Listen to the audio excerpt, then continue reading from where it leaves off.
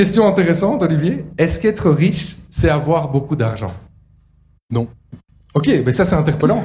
Parce que franchement, on dit, le riche, oui, c'est celui qui a beaucoup d'argent. Donc, c'est quoi alors? Non. Pour moi, je pense que être riche, en fait, c'est une mentalité. Et j'aime bien le passage de la Bible qui parle de Salomon. Salomon, quand il est devenu roi, il a fait une prière. Vous pourrez lire ça dans 1 Roi, chapitre 3, versets 5 à 14.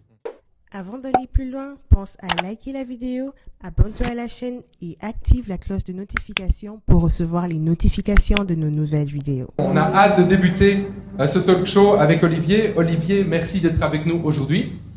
Aujourd'hui, on va parler du plan de Dieu pour nos finances. Est-ce que ça intéresse quelqu'un? Est-ce que quelqu'un veut en savoir plus?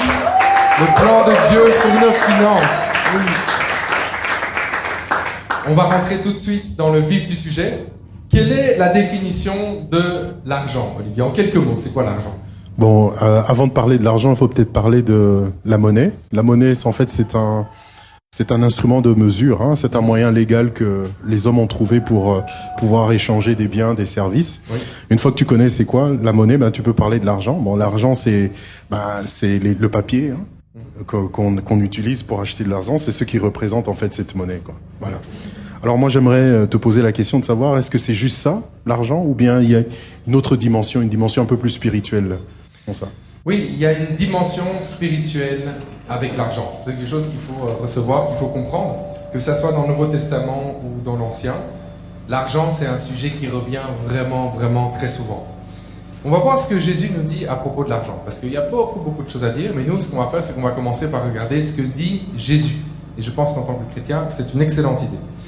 Jésus a dit ceci, Matthieu 6, 24.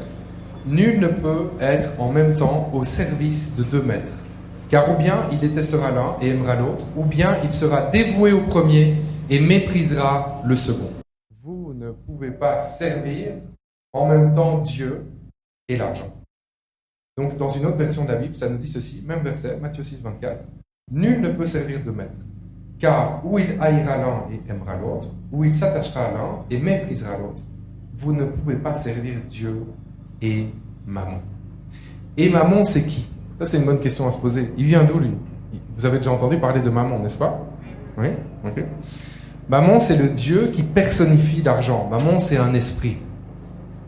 Et Mammon, c'est le système qui a été mis en place par le diable pour nous détourner du système que Dieu a pour l'argent. Parce que l'argent, comme vous le savez, l'or et l'argent, ça appartient à qui?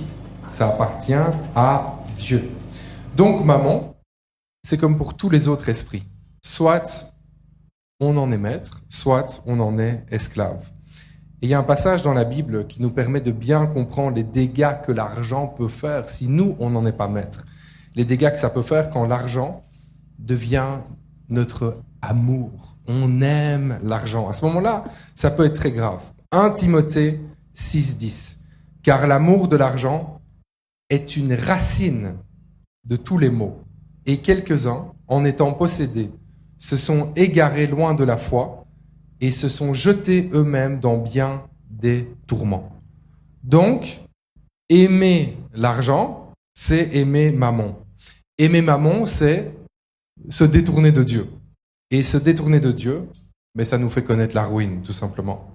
Donc l'argent, c'est un très, très, très mauvais maître, mais c'est aussi un excellent outil si nous-mêmes, on en est maître. Donc en tant que chrétien, une question qu'on peut se poser, c'est quelle est la place de la générosité dans notre marche chrétienne? Est-ce que c'est quelque chose d'optionnel? Est-ce que c'est pas important? Quelle est la place de la générosité de nous en tant que chrétiens? Tu as parlé d'un système que le diable a mis en place. Alors la générosité en fait partie du système que Dieu a mis en place. Alors j'aimerais qu'on puisse lire dans Proverbes au chapitre 11, au verset 24 et 25. La parole de Dieu nous dit: tel qui donne libéralement devient plus riche, et tel qui épargne à l'excès ne fait que s'appauvrir. Donc en fait, on voit ici que la générosité, la libéralité fait partie du système de Dieu. C'est dans ce monde en fait, plus tu donnes et plus tu t'appauvris en fait, parce que tu penses pas que c'est moins que tu as. Mais pour Dieu, c'est pas comme ça. Plus tu donnes et plus tu deviens riche. Et puis il dit celui qui épargne à l'excès. Remarquez qu'il dit à l'excès. C'est-à-dire que tu dois épargner. C'est pas mauvais, mais l'excès est mauvais. Voilà, l'excès de l'épargne est mauvais. Donc il dit maintenant tu ne fais que t'appauvrir. Alors il dit l'âme bienfaisante sera rassasiée et celui qui arrose lui-même sera arrosé. Donc c'est-à-dire que plus tu es généreux, tu seras rassasié. Donc tu donnes, tu arroses, alors en retour tu seras aussi arrosé. Donc la générosité fait partie du système que Dieu a mis en place pour nous permettre d'acquérir des biens et de la richesse.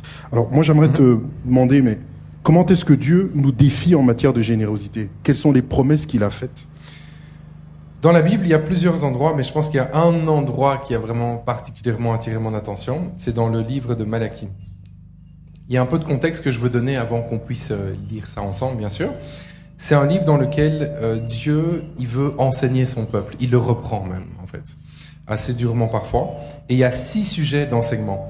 Et l'argent, la générosité, c'est un de ces 6 sujets. Donc, on voit ça dans Malachie 3, versets 7 à 10. Dieu parle directement. Toujours intéressant, moi ça m'interpelle quand c'est des versets où c'est Dieu lui-même directement qui parle. Il dit ceci: depuis le temps de vos ancêtres, vous vous détournez de mes lois et vous n'y obéissez pas.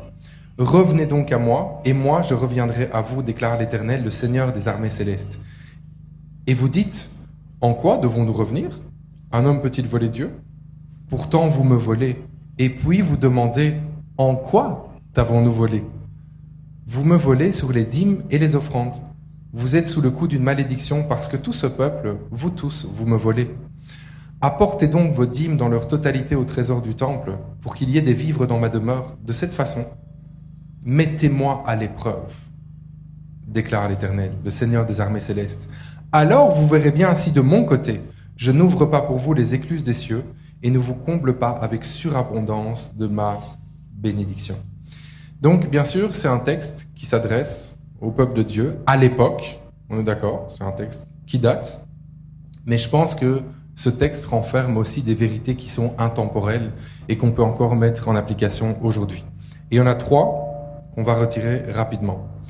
La première, c'est tout simplement que ne pas donner à l'Église, c'est voler Dieu. Voilà, c'est aussi simple que ça. Tout lui appartient. L'or et l'argent, ça lui appartient, on le sait. C'est quelque chose que la Bible nous enseigne aussi. Et si on refuse de reverser une partie de ce que Dieu nous donne pour faire avancer l'Église, pour faire avancer l'œuvre de Dieu, eh bien, tout simplement, on vole Dieu. Et comme dans les autres domaines, notre désobéissance, elle va attrister Dieu et il y a aussi des conséquences. La deuxième chose qu'on retire de ce passage, c'est que Dieu nous donne pour instruction de soutenir l'Église locale et aussi d'autres œuvres. Dieu nous donne les 100%, on est d'accord avec ça, et il nous demande d'apporter les 10% au temple, à l'église locale. Et il nous parle aussi d'offrandes, c'est intéressant. Les offrandes, aujourd'hui, ça va être le pourcentage, ça va être le montant que tu mets quand tu as dépassé les 10%. Tu peux soutenir ton église locale, mais tu peux aussi soutenir d'autres œuvres. Parce qu'il y a beaucoup d'œuvres, il y a plein de choses qui se font, il y a des belles choses qui se font. Et Dieu nous donne aussi l'opportunité de pouvoir soutenir des personnes qui sont en train de faire des choses qui sont bien pour l'avancement de son royaume en dehors de l'église locale. Et la troisième chose qu'on retire de ce passage, c'est que la bénédiction, elle est à la clé. Alors, on ne donne pas pour recevoir, mais alors qu'on donne et qu'on est obéissant à la parole de Dieu, il y a la bénédiction qui vient. Le verset 10, Dieu parle et dit « Et vous verrez si je n'ouvre pas pour vous les écluses des cieux, si je ne répands pas sur vous la bénédiction en abondance. » C'est simple. C'est comme pour tout le reste. Quand on met la parole de Dieu en pratique, eh bien, Dieu bénit, tout simplement. Donc, c'est juste une conséquence de l'obéissance. Peut-être que toi, tu es ici, tu n'es pas sûr. Tu dis, ouais, mais peut-être si je donne, je vais manquer. Moi, je vais te dire tout simplement, regarde le verset 10. Dieu dit, mets-moi à l'épreuve. C'est vraiment fort. Dieu dit, mets-moi à l'épreuve. Il aurait juste pu dire, fais-le. Mais il fait pas ça. Il dit, mets-moi à l'épreuve. Donc, si tu doutes, aujourd'hui, décide de commencer à le faire. Et tu vas pouvoir même venir chez nous. Tu vas nous parler et tu vas témoigner de ce que Dieu aura fait parce que ça marche avec tout le monde. Là, ce sont des principes vraiment qui marchent avec tout le monde. Et d'ailleurs, petite parenthèse, avec Olivier, on est très à l'aise de parler de tout ça parce que nous-mêmes, on applique ce qu'on prêche. On n'est pas en train de dire des choses que nous-mêmes, on vit pas dans nos vies. C'est parce que nous-mêmes, on le vit, parce que ça porte du fruit dans nos vies, qu'on est à l'aise, bien sûr, de vous le partager. Amen. Question intéressante, Olivier. Est-ce qu'être riche, c'est avoir beaucoup d'argent? Non. Ok, mais ça c'est interpellant. Parce que franchement, on dit, le riche, oui, c'est celui qui a beaucoup d'argent. Donc, c'est quoi alors? Non. Pour moi, je pense que être riche, en fait, c'est une mentalité. Et j'aime bien le passage de la Bible qui parle de Salomon. Salomon, quand il est devenu roi, il a fait une prière. Vous pourrez lire ça dans 1 Roi, chapitre 3, versets 5 à 14. Il a demandé à Dieu, donne-moi la sagesse, en fait. Oui. Donne-moi la sagesse, donne-moi cette mentalité-là de pouvoir bien diriger ton peuple. Alors Dieu lui a dit, ok, c'est bien.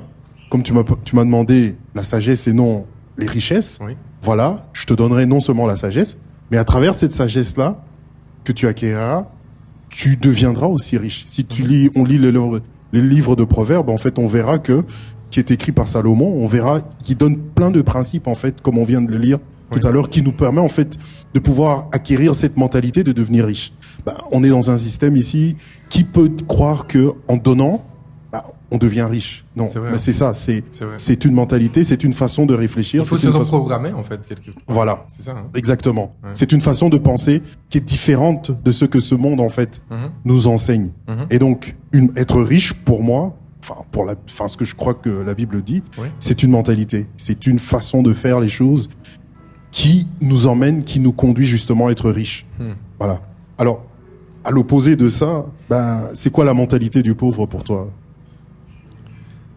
La mentalité du pauvre, c'est que de la même façon qu'on a dit que être riche, c'était pas un montant qu'on avait dans nos poches, c'était une mentalité. Être pauvre, c'est pas le montant qu'on a, c'est aussi une mentalité finalement. Et la mentalité du pauvre, c'est que tout ce qui rentre sort. Vous savez, il y a des gens, ils ont eu des millions et des millions de dollars. Je parle pas juste de francs congolais. Okay, des millions de dollars, mais aujourd'hui, ils n'ont plus rien. Parce que dès que ça rentre, ça sort. Ça rentre, ça sort. On achète plein de trucs dans des restaurants chers, des voyages, plein de choses comme ça. Mais ça rentre et ça sort. La mentalité du pauvre, c'est de ne pas avoir de plan pour son argent. Et de juste vivre au gré du vent et des envies. Ah, tiens, justement, j'ai reçu 1000 dollars. Ah, ça tombe bien, comme ça, je vais pouvoir acheter ça. Oh, il reste plus rien le lendemain. Ça, c'est vraiment la mentalité du pauvre. Et le problème, c'est de vouloir vivre pour le regard des autres, en fait. C'est de se dire, je vais m'acheter tel téléphone, je vais m'acheter telle chaussure, je vais m'acheter telle chose. Comme ça, les autres vont se dire que. Mais moi, je dois vraiment te dire que les autres, t'inquiète pas qu'ils s'intéressent pas trop à ta vie, en fait. Il faut pas pourrir tes finances pour le regard des autres. C'est important de recevoir cette parole-là. Le regard des autres ne doit pas faire en sorte que tu vas mal gérer tes finances. Dépenser pour impressionner. Ça, c'est la mentalité du pauvre. Je dépense pour montrer que. Mais ta valeur, elle n'est pas dans ton argent. C'est vraiment important de saisir ça. On parle d'argent, on parle de gérer notre argent, mais pourquoi est-ce qu'en tant que chrétien, c'est super important de bien gérer notre argent? Pour moi, il y a une parabole que le Seigneur Jésus a donnée, la parabole de l'économe infidèle, où il parle d'un homme qui était un intendant des biens, il avait beaucoup de biens, et qu'il avait mal géré ça. Alors à la fin, dans Luc chapitre 6, je vais pas le lire, mais Jésus en fait résume en fait cette parabole. Il dit, si vous êtes fidèle dans les moindres choses, dans les petites choses, vous serez fidèle dans les grandes choses. Donc, bien savoir gérer son argent nous donne une certaine crédibilité auprès de Dieu. Amen. Nous permet en fait de devenir qualifiés pour que Dieu justement puisse nous donner encore plus. Et il sait que non, tu ne dépenses pas pour impressionner. Oui. Tu n'utilises pas cet argent-là pour impressionner. Tu utilises cet argent-là pour faire du bien autour de toi, pour donner. Justement, ça réjouit le cœur de Dieu. Exactement. Et ça lui permet justement de pouvoir encore te donner encore un peu plus. Donc la nécessité, oui, il faut être généreux, mais il faut savoir aussi bien gérer son argent. Savoir que telle part, c'est pour Dieu, telle part, c'est pour moi, et pas pour impressionner. Oui. Voilà. Donc ça, c'est très fort. J'aime cette idée que une saine et bonne gestion de tes ressources d'aujourd'hui te qualifie pour que Dieu te confie plus demain. Donc ça, c'est une parole qu'on peut tous recevoir ici. Parce que peu importe ce qu'on a, on a compris que c'est pas une question de montant, c'est une question de mentalité et ce qu'on en fait. Donc si aujourd'hui on décide d'être sérieux dans la gestion de nos finances, on est en train de se qualifier, j'aime tellement cette image, on est qualifié pour que Dieu nous confie plus. Alors évidemment, c'est pas pour tomber dans le piège. Ah, une fois que j'aurai plus, alors là, je vais claquer mon argent partout. Non, pas du tout. On continue bien sûr avec cette mentalité. Et il y a un principe qui est intéressant. Tu avais prêché la semaine passée, Olivier, tu avais parlé du principe de la semence. Est-ce que tu peux nous rappeler, en résumé, ce qu'est le principe de la semence et avec un exemple peut-être dans la Bible? Ok, ben là je vais quand même, si vous avez vos Bibles, on va quand même regarder on va aller dans Éphésiens au chapitre 4.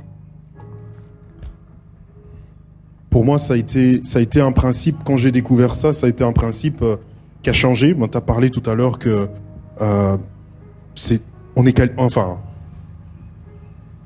à l'aise de parler de ce sujet parce que on vit ça. Oui. Ben, c'est quelque chose qu'aussi j'ai vécu. Donc Éphésiens chapitre 4, verset 28. Alors, qu'est-ce que la parole de Dieu nous dit? Paul est en train, pour parler du contexte, hein, justement, il dit, si tu lis au chapitre 20, il dit, mais vous, au verset 20, il s'adresse aux Éphésiens, il dit, mais vous, ce n'est pas ainsi que vous avez appris Christ. Donc, il est en train de parler comment est-ce que on fonctionne dans le royaume, hein, donc, comme ça qu'on a appris Christ. Alors, au verset 28, il dit que celui qui dérobait ne dérobe plus. Donc, que celui qui volait, que celui qui utilisait, donc, des moyens malhonnêtes, pour subvenir à ses besoins, bah, qu'il ne le fasse plus. Oui. Alors il donne un conseil, il dit, mais plutôt qu'il travaille, c'est-à-dire qu'il trouve maintenant quelque chose à faire, hein, en faisant de ses mains ce qui est bien. Donc il trouve un travail honnête, qu'il fasse quelque chose dans sa vie, qu'il travaille en fait, qu'il arrête de voler, qu'il commence à travailler. C'est comme ça que Christ. N'oubliez pas, c'est comme ça que Christ, on a appris Christ. Alors après il dit, pour avoir de quoi, on pense généralement pour avoir de quoi subvenir à ses besoins, mais c'est pas ce qu'il dit. Il dit pour avoir de quoi donner à celui qui est dans le besoin. C'est-à-dire aujourd'hui, quand tu travailles, ce que tu reçois, bah, vois ça comme étant une semence, justement. Une semence que tu vas commencer à utiliser, une partie, on verra ça après, pour pouvoir maintenant donner dans le royaume. Alors, à partir de ce principe que ce que tu gagnes, ce que tu reçois est ta semence, on va dans 2 Corinthiens, au chapitre 9. Là, il donne encore un peu plus d'éclaircissement par rapport à ce qu'il est en train d'enseigner ici dans ce principe du royaume, cette mentalité du royaume. Il dit au verset 6, il dit, sachez-le, celui qui sème peu, moissonne peu. Et celui qui sème abondamment, moissonnera abondamment. Donc, toujours dans ce principe-là. Donc, ce que tu gagnes, c'est ta semence.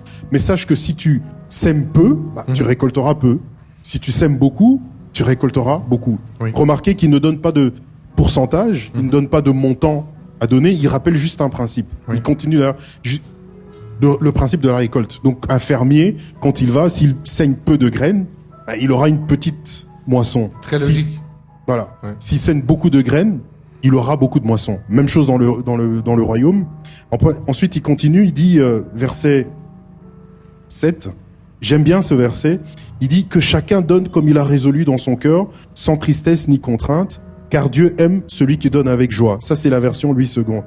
La version Parole de vie nous donne, il dit, chacun doit donner ce qu'il a décidé dans son cœur, sans tristesse, sans avoir de force. Donc, c'est-à-dire que, sans être forcé. C'est-à-dire qu'ici, Paul nous rappelle que la décision de semer doit provenir non d'une contrainte, mais elle doit être une décision, une résolution dans notre cœur. Parce que Dieu aime quelqu'un qui donne avec joie. Les offrandes volontaires, quand vous regardez dans l'Ancien Testament, on a toujours parlé d'offrandes volontaires. Moïse, quand il a construit le tabernacle, Dieu a instruit Moïse, a dit, appelle tous ceux qui viendront donner volontairement. Que tu donnes $1, c'était volontaire. Que tu donnes $10, c'était accepté. Donc, c'est une résolution qui vient dans le cœur. Et puis le dernier principe, en fait, qui nous enseigne ici, il dit, verset 8, et on rentre dans Louis II, et Dieu peut vous combler de toutes sortes de grâces. Donc maintenant, il vous donne ça, parce qu'il a vu que vous avez donné, maintenant il ajoute sa grâce dessus, et puis après il dit, afin que possédant toujours en toutes choses de quoi satisfaire à tous vos besoins, c'est-à-dire maintenant, ta moisson qui va revenir, le retour qui va revenir, va te permettre de couvrir tous tes besoins. Donc tout ce dont tu as besoin. J'ai besoin de payer mon eau, mon électricité, j'ai besoin de payer mon loyer. Donc, parce que tu as été généreux, la grâce de Dieu vient, il y a une moisson qui revient et qui te permet maintenant de pouvoir couvrir tous tes besoins. Parce que tu as commencé par voir cet argent que tu as gagné, non pas comme étant, comme le monde le voit, pour te nourrir, te subvenir à tes besoins, mais tu as vu ça comme une semence que tu as commencé à semer, et puis après maintenant, la grâce de Dieu est venue, et puis a commencé maintenant à multiplier cette semence-là, et alors à ce moment-là maintenant, tu reçois en retour assez pour couvrir tes besoins, mais il continue, possédant toujours en toute chose de quoi satisfaire à vos besoins, vous avez encore en abondance pour toute bonne œuvre. Oui. Non seulement tu as de quoi couvrir tes besoins, mais tu as encore plus maintenant, ta générosité en fait se multiplie. Oui. Il dit vous avez en abondance pour donner encore pour toute bonne œuvre. Donc c'est ça le système. Tu dois voir ton argent que tu gagnes non pas comme étant quelque chose que tu dois dépenser pour impressionner ou pour faire autre chose, même pas pour impressionner, même parfois pour juste couvrir tes besoins, mais tu dois voir ça premièrement comme étant une semence que tu dois semer dans le royaume. Tu as parlé tout à l'heure de l'Église, qu'il fallait dans l'œuvre de Dieu. Ben voilà, tu sèmes. Lui, il parle ici de donner à ceux qui sont dans le besoin. Oui. C'est encore une autre terre. Et puis après, Dieu maintenant va couvrir, va couvrir tes besoins, quoi. Oui. Alors, moi, j'aimerais te demander, te poser maintenant, pratiquement parlant, comment est-ce qu'on peut s'appliquer, comment est-ce qu'on peut appliquer quelqu'un qui gagne $100 par mois, comment est-ce qu'il peut appliquer ce principe-là de la semence? Donc pour nous ici, à la Liberté Live, tous les enseignements qu'on donne, on veut que ça soit extrêmement pratique. On veut que peu importe le sujet qu'on aborde, tu pars d'ici avec quelque chose de pratique que tu peux appliquer. Pas juste te dire « Ah ouais, c'était intéressant », mais concrètement, tu fais quoi dans ta vie pour le mettre en pratique? Donc on s'est dit, on va décortiquer. On va regarder quelqu'un qui gagne $100. Il fait quoi avec ces $100? Et prends des notes, s'il te plaît. Si tu veux vraiment, si tu veux vivre le plan de Dieu pour tes finances, prends des notes sur ton téléphone, où tu veux, parce que c'est des choses qui changent ta vie. Ça change vraiment ta vie ici sur cette terre. Il y a des principes qu'il faut connaître. Et quand tu vas commencer à vivre ça, en fait, ce qui va se passer, on a parlé d'un système de pensée. C'est ça qui va faire que tu vas démarrer à vivre selon le système de pensée de Dieu pour l'argent et que tu vas te détacher du système de mammon pour ton argent. Donc, tu reçois $100. Qu'est-ce que tu fais? C'est quoi la première chose que tu fais quand tu reçois $100? Tu dis merci. Dis merci à la personne qui te donne. Okay. Non, ça c'est en introduction. Donc, les 10 premiers pourcents, qu'est-ce que tu vas faire? Tu apportes à l'église.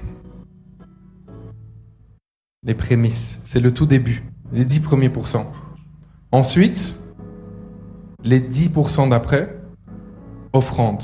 Offrande que tu peux faire à l'église, que tu peux faire en dehors de l'église. Tu vois un autre ministère, tu vois des gens qui sont en train, d'investir par exemple dans l'éducation chrétienne des enfants dans un endroit qui est éloigné, qui est dur d'accès. Ok, on bénit ça. On va donner de l'argent pour que ça avance. Parce que comment ça va avancer s'il n'y a personne qui donne de l'argent?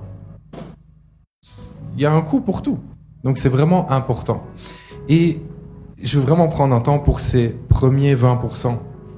On dit 10% à l'église, 10% pour soutenir des œuvres qui sont soit de l'église ou en dehors. Il faut que tu arrives à un niveau de maturité dans le domaine des finances où ces 20%-là, en fait, tu peux pas les garder dans ta poche. Tu te sens tellement mal si ça reste dans ta poche, en fait. Si ça te brûle, en fait. Si cet argent-là, je dois m'en débarrasser. En fait, c'est vraiment ça. C'est que tu dis à un moment, cet argent, non, ça peut pas rester, je dois m'en débarrasser. Et à ce moment-là, imagine comment tu es en train complètement de renverser le système démoniaque de mammon. Parce qu'en fait, toi, les 20 premiers pourcents qui vont rentrer, tu veux qu'ils sortent. C'est pas à propos de toi, en fait. C'est pour bénir et c'est pour continuer à faire avancer l'œuvre de Dieu. Donc, je répète ça parce que c'est vraiment important. C'est une pensée que Dieu m'a donnée il y a quelques semaines. C'est que ça doit nous déranger de garder cet argent. On doit être inconfortable avec ça. Ça doit nous brûler la poche. On dit non, je peux pas garder, je dois m'en débarrasser. Je m'en débarrasse. Ensuite, les 10% d'après, c'est de l'épargne. Tu dois commencer à épargner aujourd'hui. Peu importe combien tu as comme revenu, tu dois commencer à épargner. Là, on a dit un revenu de $100. eh bien, tu mets 10 $ de côté. C'est de l'épargne. Et l'épargne, on n'épargne pas pour un mois et puis on dépense parce qu'on a vu un truc qu'on voulait s'acheter. L'épargne, c'est l'épargne, on n'y touche pas. C'est comme l'image, quand j'étais petit, il y avait les petits cochons.